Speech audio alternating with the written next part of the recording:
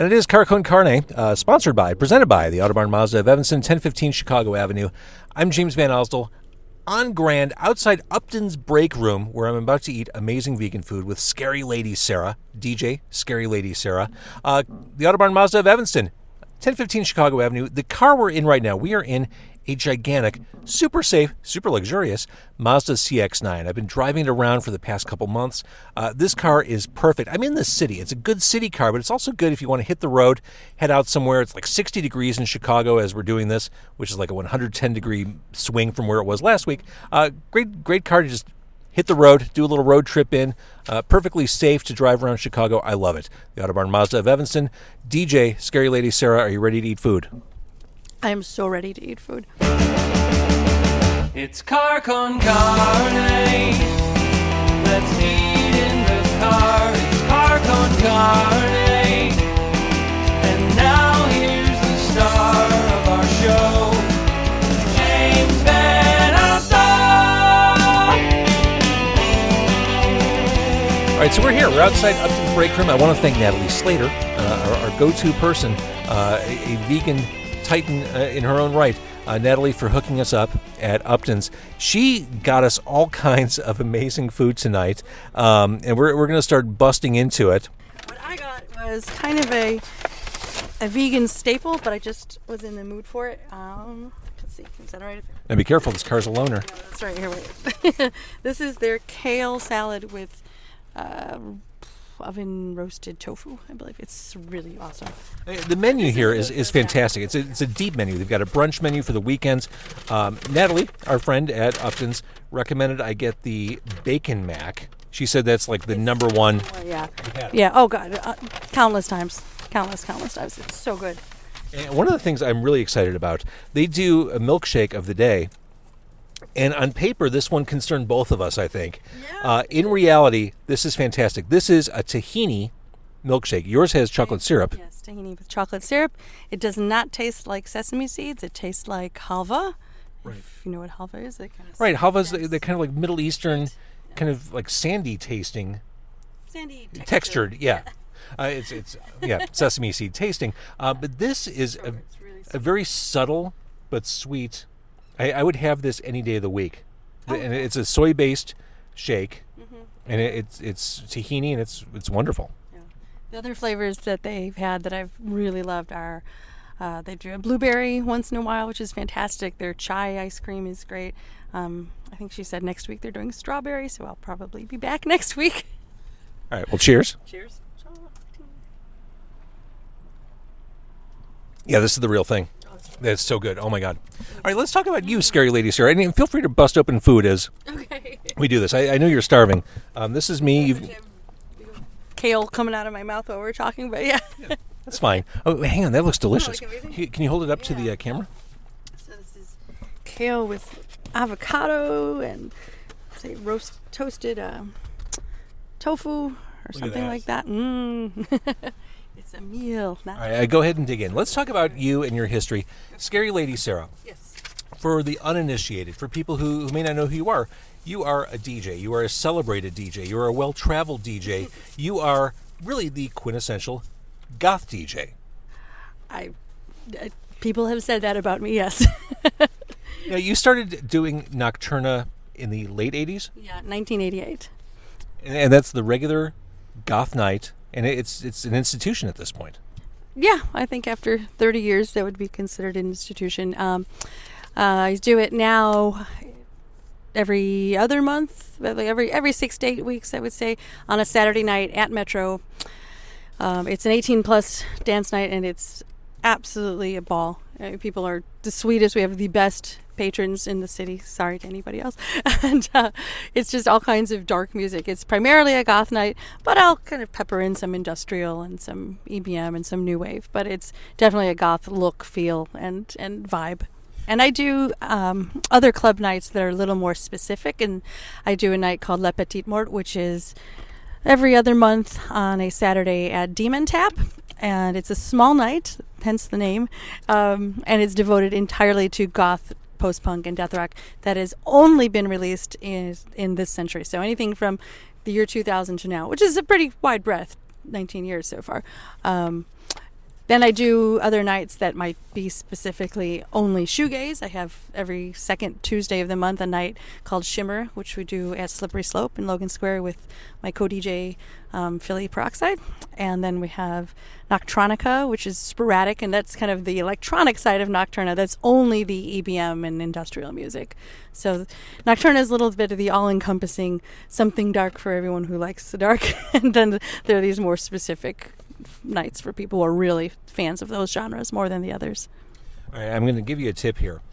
When I ask a question, that's your cue to eat. Okay, Because I want you to be able to eat food, but I also know it's challenging as you're talking to do this, and I'm waving a microphone in your face.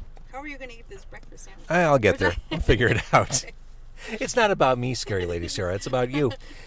So going back to the 80s, I mean, you were not a kid, but you certainly were very young when you started this up. How does one start down the path you're on or that you've created? I think, music has been probably the most important thing in my life that I've considered the most important thing since I can remember, since I was like 10. I would fall asleep with the radio under my pillow so my mom wouldn't hear it. I mean, I was absolutely addicted to listening to music anytime I possibly could. And I found the hardcore punk scene, and that was my life when I was a teenager in the earlier and mid 80s. And it's a true statement that from my ages of 13 to 17, a week did not pass when I wasn't at least one hardcore show in Chicago. So punk rock kind of led its way into the post-punk era for me, and listening to the big bands of the day, like finding Sisters of Mercy and Bauhaus and Susie and the Banshees, that kind of straddled some punkish and some darker new stuff, and that led towards finding more and more and more music that was less outwardly angry and more emotional. Well, different emotional, but I still love punk of the day, but goth is where I found myself to feel the most comfortable. I fit in for myself. Mm-hmm. Again, keep eating. That early period, you mentioned Sisters of Mercy. Mm-hmm. I mean, it is kind of like that holy trinity of the early goth. Bauhaus, Sisters of Mercy, Susie and the Banshees. Mm-hmm. That's kind of where it's like the starter kit for goth, right? Yeah, definitely. And sadly, and those bands will always be, the great bands that they are. But sadly, a lot of people kind of stop there and don't delve too much into it. And one of the reasons I do the night I mentioned a minute ago, that La Petite Mort, is because it's for older people especially, it's kind of hard for them to want to hear new stuff, I think, or to find it again. And it's a challenge to find this new music because we have all of it at our fingertips with the internet, very unlike what it was before. I mean, I had to go to Wax Tracks and Record Exchange and ask the people working there, hey, what's new, and delve into fanzines and things. But now you can kind of hashtag goth, look up and see. But still, then to dig through all that and to comb through and find music that is maybe rises above some of the rest of it, it's quite a challenge. So those early bands definitely made their mark and influence, but there's just countless bands that are current and made up by young and old people that are making music that I think fulfills that need for, the dark aesthetic, the goth thing, And you said it. This is something I've said for a while too, and we're totally in lockstep on this. Everything ever created is out there to discover. You can find any band, any song you've ever been interested in. You can discover anything. But the hard part for me, and you mentioned people who are getting older and they're kind of stuck with the stuff they grew up with, there's that curation that's missing, that curation piece of knowing where to find it. To that end, I looked at your Bandcamp page. You curate. There are, dozens of bands. I like to think I'm plugged into music. There are dozens of bands I've never heard of. And, that's you. That's a pretty cool role. And I think it's an important role, especially in the modern day, to identify those curators, those people who understand what you're interested in and who can help guide the way. Right. And there definitely are a pretty good handful, 2 handfuls full of people that I follow too for that same reason. And I believe that they follow me for the same reason too. But things like Bandcamp, my favorite thing is to get an email that has that booyakasha. It says, you booyakasha, you made something awesome happen. When somebody finds something on your Bandcamp and then they buy it. I'm like, oh, yes, that's so fulfilling. Or when I'm DJing in a club and someone comes up and asks, who is this? I tried to Shazam and it didn't show up, you know. And people do. I see them Shazamming on the dance floor while I'm doing that. So they're discovering it. Yeah, and I absolutely consider myself a curator. For sure. In fact, when people ask me sometimes about Nocturna, which is very, very request-driven, of all my club nights that I do, it is the most. I say that I'm curating this. This is for the audience too. I have my self-indulgent nights when I can play only things that I know, or very few people, and that's fine. But this is to kind of get the newer things mixed in with the older and get people aware and start to feel comfortable dancing to them. And hopefully the end goal is that they go out and see the bands when they tour and that they actually purchase. I mean, nobody buys music now, but maybe they'll purchase their music on Bandcamp, or at least a T-shirt or a sticker or something that's going to support these artists. Or a record. That's come back. Yeah, right. Vinyl is very collectible now. I have to admit, I have a turntable that I don't have a stylus for, so I haven't jumped on it quite yet. My band will be putting out vinyl, so I suppose that I should get that so I can. And we'll talk about Bellwether Syndicate, your band, which I love. Thank you. Republic is the newest song, which is absolutely fantastic. I've listened to it ad nauseum. Keep eating, because as you eat, I'll show off what I got here from Upton's Breakroom. I'm going to open this with one hand, which suggests a dexterity that few mortals possess. This is the breakfast sandwich. When our friend Natalie Slater was going through the menu, she was talking about the things that she flat out loves. Without question, the breakfast sandwich was like top of her list. It's so good. And you've had it. Look at this. Yeah. So there's the seitan on there. That's tofu, actually. Oh, is it tofu? Well, no, I'm sorry. There's tofu. Then there's both. Yeah. There's tomato, just a big old bed of spinach on an English muffin. And I don't know how I'm going to be able to eat this, but we're going to give this a shot. A little messy, but it's so good. We get that. Here we go. This is substantial. Yeah. The carnivores, their breakfast sandwiches don't even come close to this. No. That's the great thing about vegan restaurants now. Nobody that I know that's not a vegan or vegetarian would ever feel like they're missing out. Mm-hmm. You know, or like, oh, this was great, except it's not real, quote unquote. It's just good, delicious food. Fills you up. Mm-hmm. Nobody was harmed in making it. That's a good point. I was vegetarian. I've mentioned this before, years ago, back in the 1990s. And there were places like Chicago Diner, Blind Faith Cafe, but your options were still pretty limited as a vegetarian. I mean, now it's like, okay, here we are on Grand Avenue, and there's Upton's Breakroom, because there's a factory that makes these products that go around the world. I mean, just anywhere you look, you can find vegan food, and it's not the struggle. And for someone like you, who tours and travels, I mean, it's so different from the 90s when you were doing that. Oh, for sure. Can I mention an app that I use? Is that right? Yeah, there's an app called Happy Cow. It's a lifesaver. I mean, you can go anywhere, anytime, and get at least something to eat, no matter where you are. And you're vegan nowadays in the U.S. But Happy Cow is great. You just put in. Well, you don't even have to. It just detects where you are, and it tells you within whatever mile radius what options there are for dedicated vegetarian or vegan restaurants. It's awesome. So whenever we tour, we use that. I want to talk more about your travels and your DJ work. I also want to show off. Oh, it's awesome. Oh, this looks great. It's so good. This is the Bacon Mac. Behold, the Upton's Bacon Mac. So if you think vegans eat only this, it's not true. We do eat this too.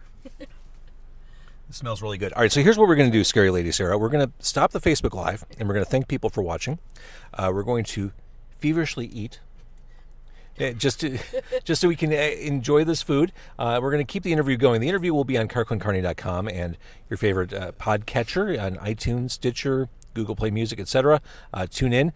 The next thing for those watching on Facebook Live, Nocturna, the Valentine's event. Yep, it's on Saturday, February 16th at Metro. There's an early show at Metro, so we're opening a little later. We're opening at 11:45 p.m. We go till 5 a.m., and like I always say, we dance until dawn.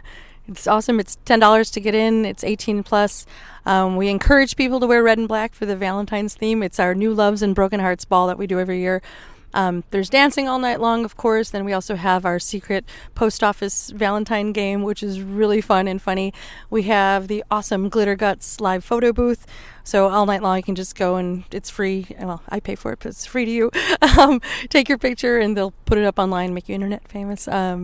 We have really cool vendors, and we're doing a bunch of giveaways throughout the night. So yeah, it's a big party, and everyone is generally like just digging it. All right, so that's the 16th, the Nocturna Broken Hearts Valentine's Ball. Wait, what is it? New Loves and Broken Hearts Valentine's Ball. All can be accomplished in the same night. So go enjoy the music she plays. Go dance and do your thing. We're going to eat some more vegan food. Thank you for watching on Facebook Live. This Facebook Live is brought to you by the Autobarn Mazda of Evanston. That's scary lady Sarah. She's amazing. She's Goth AF. I'm wearing a wool sweater. I'm so not Goth AF right now. But I like the music. Hey, that's all that counts. That's all that counts. All right. Thank you for watching. All right. So we just shoveled a lot of food in our mouths. The bacon mac and cheese is ridiculous. It stick to your ribs food. Absolutely. Anyone who likes mac and cheese, no matter if you're vegan, vegetarian, or eat animals, would love that one. Yeah, Upton's Breakroom. This is delightful. It's just west of Damon on Grand Avenue. It's a tiny little space because it's the break room for Upton's. But the food is fantastic, and they change out what they serve special wise. I love it. Sarah, I'm so glad we ate here tonight. Oh, me too. Great choice.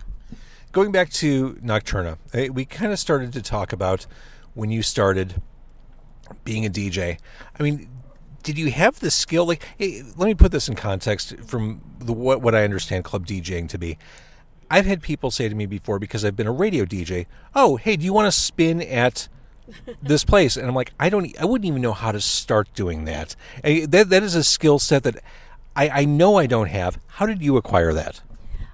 Because I was such a music fanatic, and I really mean fanatic, I found most of the alternative and the underground music on college radio.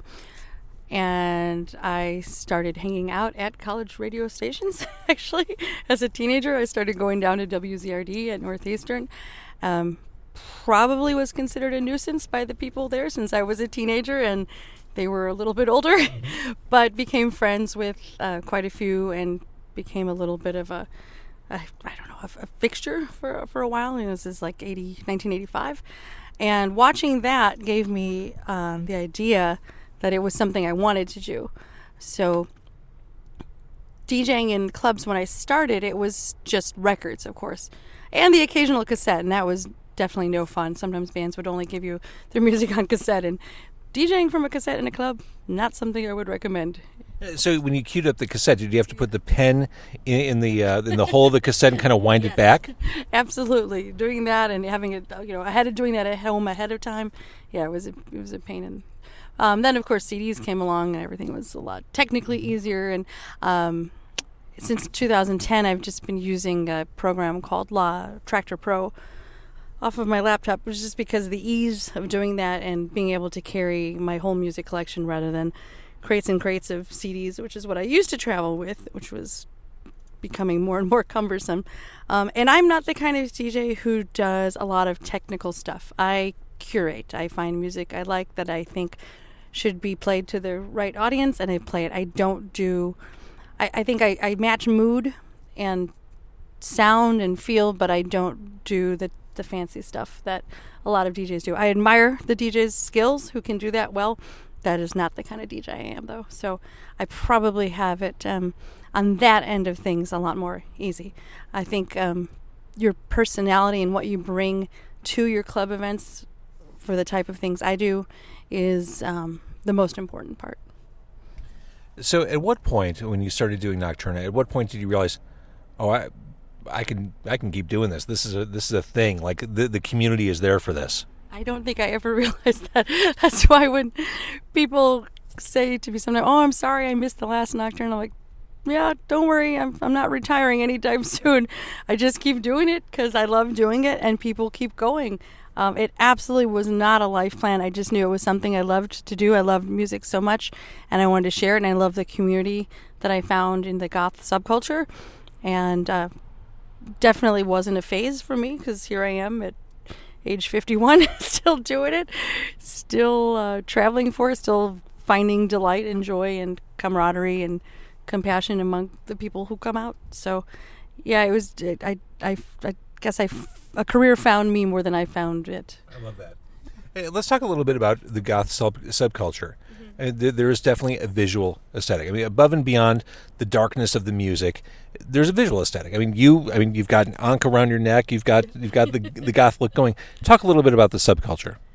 Sure. Well, if you want to get kind of textbook about it, a subculture encompasses so many things, and one of the things that makes up a subculture is the look, the actual visual identification. So it's not just a music style. It is a music style, and you can like goth and not be part of the subculture, of course.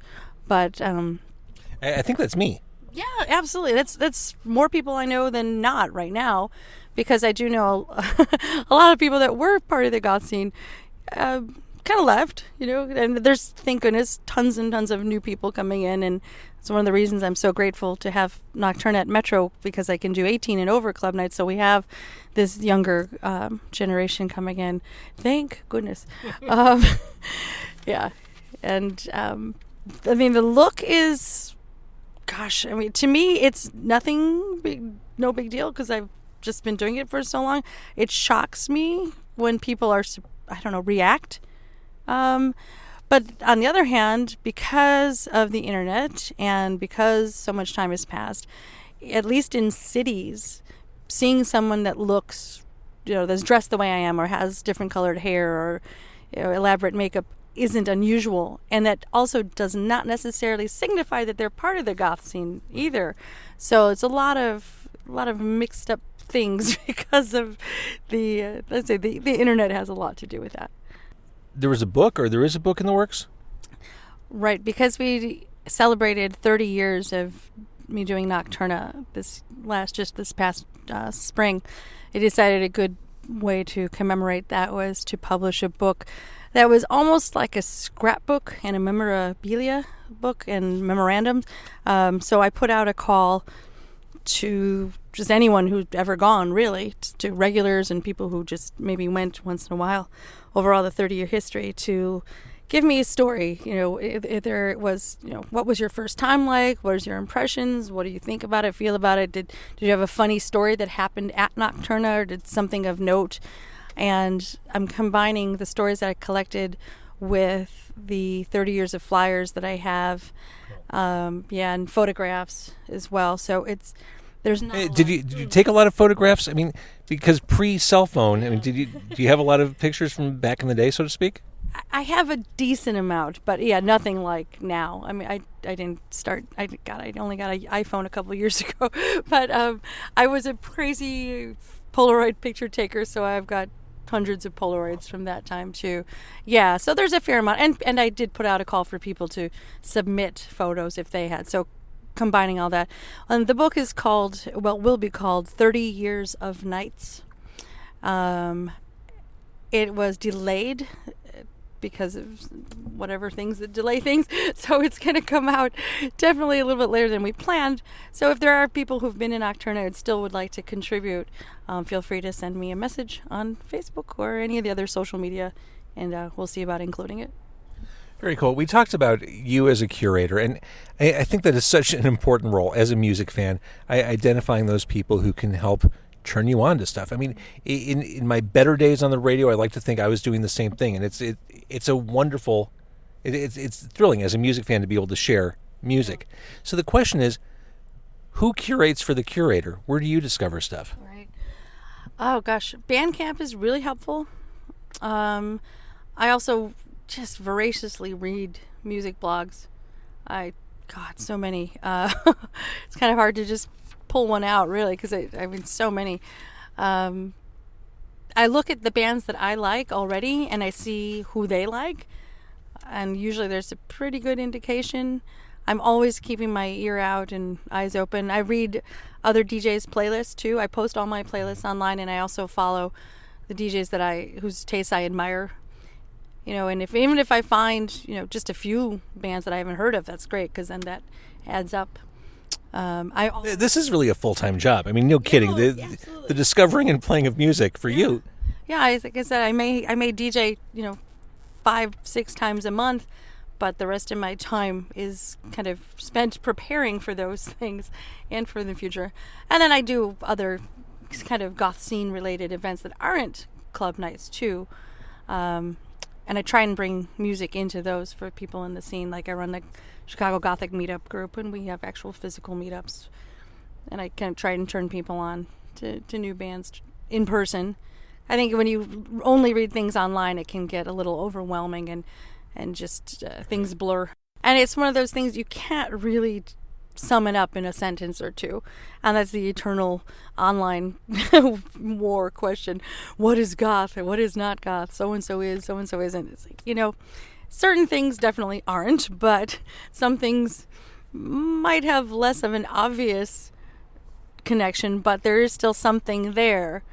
And if enough goths like it, it's pretty safe to say that, it's at least got the stamp of approval.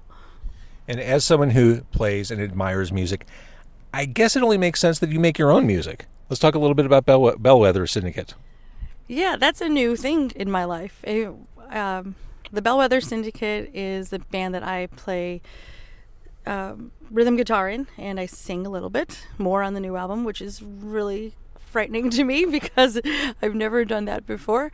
But my husband, William Faith, is a veteran musician. We always joke, he's been in more goth bands than not. I mean, any of the big, his own band that got a lot of praise in the 90s and 2000s was Faith and the Muse.